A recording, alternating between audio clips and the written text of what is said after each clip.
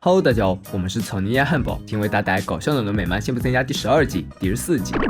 电视上正在回顾奥林匹克史上的重大时刻，当看到有位38岁人获得马拉松冠军时，辛巴激动不已。那不就和我一样大吗？经过不到1秒深思熟虑后，辛巴决定了，他要去报名参加春田马拉松。虽然辛巴很不看好他，但他现在是说一不二，还说要和辛巴交换1天的工作，以示自己要参加比赛的决心。转眼就来到第97届马拉松比赛，确认已经全副武装之后，比赛又正式开始了。刚起步的时候，辛巴还带着兴奋，然而没跑几步就感觉大腿被扯住了。接下来的路程，他就是在打鸡血和抽筋之间反复横跳。其他参赛者情况也没好到哪去，秘书直接充当车夫，拉着秃头比赛。漫画男也参加了，还穿着闪电侠的衣服，可惜他的偶像并没有赐予他力量，没走几步就卡在了井坑里了。旁边观战辛巴突然看到老辛巴森这么一大把年纪还跑马拉松也是不容易，结果辛小妹告诉他，那不是爷爷，只是缩水后的爸爸。可不是嘛，一杯浇上去，辛巴立刻复原了。比赛进行到了最后阶段，现在有2名选手快要抵达终点，就看最后的大奖会花落谁家。谁知这时换了装小新悄悄跑上了赛道，精力旺盛他立刻超过前2名运动员，一跃成为本届的冠军。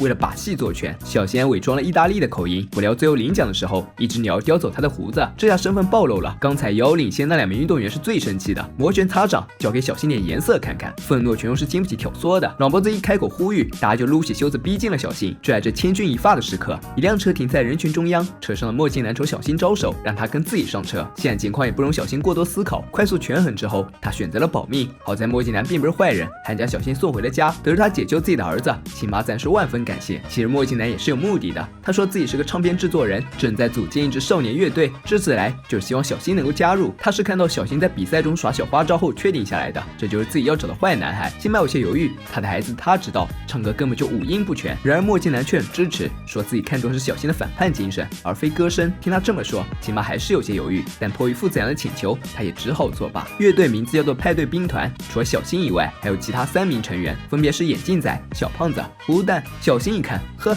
居然还是几位熟面孔，新鲜感瞬间消失殆尽。孩子们日常训练是唱歌跳舞，有专业老师指导，跳舞还是练得颇有成效。不过这唱歌嘛，就有点一言难尽了。4个人的声音是参差不齐，没一个在调上。墨镜男放弃了，他打开了音响。好在这群孩子跟着对口型还是能够做到的，配合舞蹈动作，看到老师都有些心花怒放。能达到这种效果，爷奶已经感到很满足了。派对兵团第一次演出是在春田小学，没想到小新还挺会给自己造势，用歌曲被校长打压，换来了观众更高的期待值。我昨晚邂逅你，在拼字大赛，那一刻我就知道这就是爱，我定要拼出你对我的意义，因为我将不再缄口不语。深情温柔的嗓音配合帅气的舞蹈动作，试问哪个女孩能够挡住这般猛烈攻势？一旁的墨镜男很是满意，他们一定会走红的。看台下女孩那狂热程度，此言不虚。第一次登台就大获成功，小新十分激动，他都不敢相信乐团能被这么多人喜欢。后台休息的时候，超级男孩突然前来造访，不愧是偶像天团，开场动作都完全一致。他们是因为在报纸上看到了乐队成立的消息，专程赶来春田镇的。为了表示祝贺，他们还准备了一个礼物栏，里面有胡茬染色剂、人群电击棒等。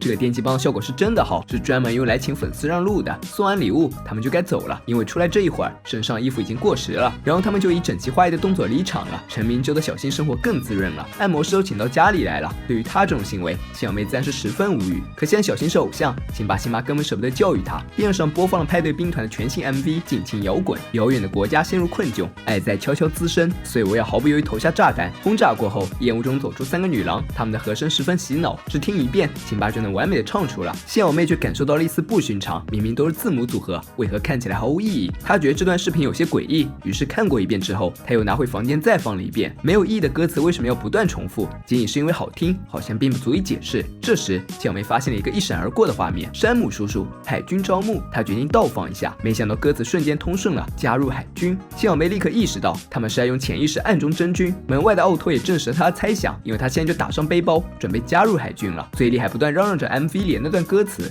小妹找到墨镜男，将政府在视频里加入潜意识的消息告诉了他。没想到这家伙根本就是跟政府是一伙的，手臂上的海军纹身、胸膛的航空母舰都证实他并不是唱片制作人，而是海军上尉。派对兵团并不是唯一被用来征过兵的明星，像是猫王、亲吻军队等都帮助海军招募。墨镜男表示，要利用潜意识、意识、超意识3重出击。超意识让幸好妹有些疑惑，爷爷奶好心向她展示了一下，结果就朝人们大喊：“快加入海军！”得知一切的真相后，幸好妹也就离开了。幸好妹将得到信息告诉了爸妈，结果显而易见，根本没人相信她说的事。亲妈还觉得女儿是被嫉妒冲昏了头脑。这次派对兵团演唱会是在航母上，台下清一色全是女孩。莫一楠简单看着白纸后，就将新晋偶像请了出来。每个港口都有个女孩，从这儿到巴塞罗那。如今我又回到了春天，女孩，我会给你打电话。我席卷许多海滩，但想念的只有你。眼见现场气氛到达高潮，小心让所有人都将步子跨起来。看着整齐划一的动作，莫静南满意极了，指挥这些好小子再来一次。这次换成了原地踏步，齐刷刷脚步声响起，莫静南仿佛已经看到成长起来的士兵，他们将手中的机枪对准那些讨厌国家的人。突然，那些的花射到巨人的眼睛里，还有一朵花直直向莫静南打了过来。回过神才发现，原来是司令在叫他。司令说，新政府已经决定取消男孩乐团的计划，并且派对兵团男孩们将上下一期疯狂杂志的封面。等喷街评论文章发送过来之后，他们的人气就会一落千丈。莫静南自然不愿意，这怎么说也是他的努力成果。但司令并没有给他讨价还价的机会，直接掏出手枪，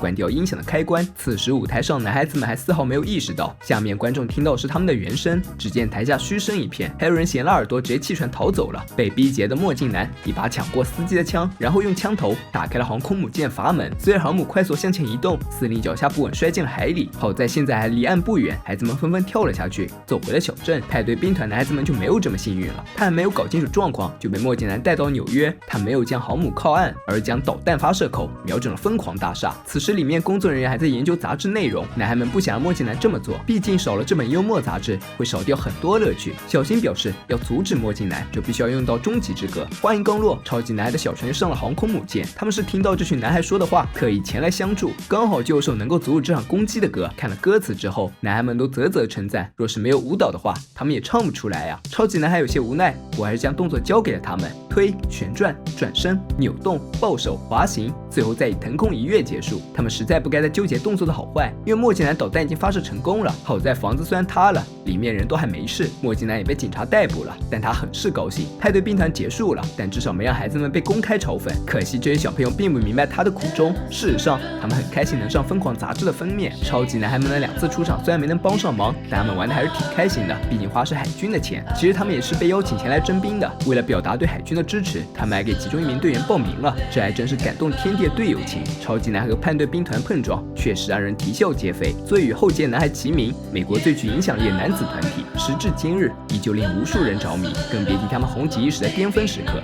在本集中，他们与主角男团联手，将征召信息潜移默化灌入大众的脑海中。虽然其中不乏有夸张的成分，但这种现象并不少见，尤其身处现在的信息化时代，很多时候我们脑海中的思想并不完全来源于自身，而是被有心之人所灌输。比如在看各种解说、评论的视频后，就会不自觉带入 UP 主的观点，面对没有亲眼所见的事，也有了自己的评价。其实在大多数的时候，这些都能够趋利避害，但面对有些事，还是应该眼见为实，不要轻易被别人的一面之词所左右。本期视频就到这里了，喜欢小伙伴别忘点赞、评论、关注，咱们下期见，拜拜。